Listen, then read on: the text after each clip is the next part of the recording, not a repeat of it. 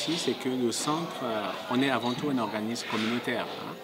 On n'a pas de lien avec la police, on est très indépendant de la police et notre travail évidemment confidentiel.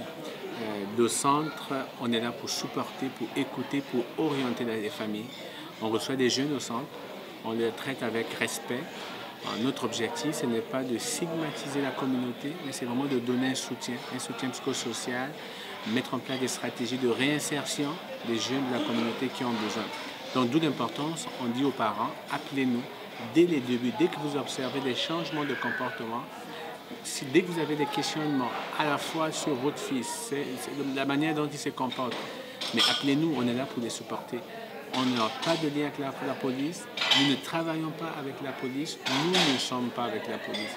La seule manière qu'on peut informer la police quand on a un cas, c'est lorsqu'il y a un danger imminent. Et ça, c'est la loi. Ça, c'est tout le monde qui est une obligation légale. Mais à part cela, nous, on soutient les familles, on les accompagne, les jeunes, on les prend, ce sont nos enfants finalement. On essaie de les aider à mieux les réinsérer dans la société.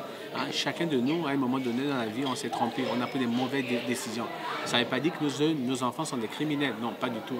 Il faut leur donner une autre chance, une autre occasion de montrer à la société qu'ils font partie de chez nous.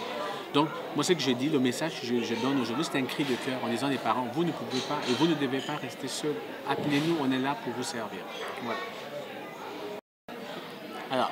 Alors quand on regarde, en fait, aujourd'hui au Québec, au Canada, il faut être conscient qu'on est aussi, comme les autres sociétés touchées par la question de la radicalisation, dont l'extrémisme violent, le terrorisme est la forme ultime. Quand on regarde les chiffres aujourd'hui, on parle d'environ entre 180 et 250 Canadiens qui sont présentement en Syrie. De ce nombre, nous avons environ entre 25 et 30 Québécois qui sont en Syrie présentement. Donc, on est définitivement touché par ce phénomène.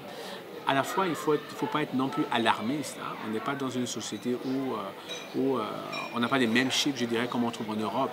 Mais le chiffre est là, c'est quand même inquiétant. Vous savez, un seul jeune Canadien, Québécois, qui s'en va en Syrie, c'est une perte pour la société. C'est une perte pour la communauté, encore pire pour la famille. Donc, c'est une problématique qui nous inquiète.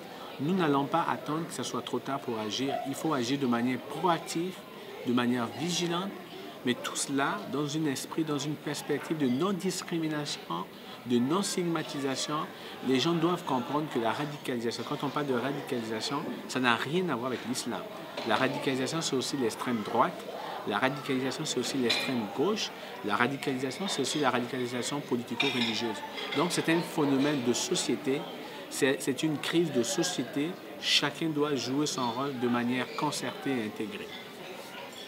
Encore maintenant. Alors, moi, c'est Herman Desparis-Sokomba. Je suis le directeur du Centre de prévention de la radicalisation violente à la violence. Vous savez, quand on travaille avec des jeunes, on a en face de nous parfois des jeunes, pas parfois, généralement, ce sont des jeunes déboussolés, qui sont en perte à la fois identitaire, qui ont été victimes de stigmatisation, de stéréotypes. Et quand ils viennent chez nous, on leur offre un espace d'écoute, surtout d'écoute.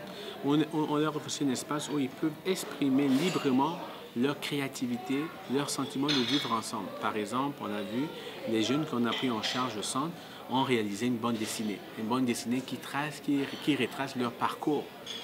Une bande dessinée destinée à tous les élèves de l'école secondaire, primaire, collégiale et puis universitaire, une bande dessinée de prévention. Ils ont organisé des activités, un arbre sur la diversité au Québec. Bref, ils ont plusieurs initiatives qui leur permettent à eux de démontrer leur savoir-faire, mais surtout de montrer qu'ils ont leur place au Québec et qu'on doit aussi compter sur eux pour le développement du Québec de demain.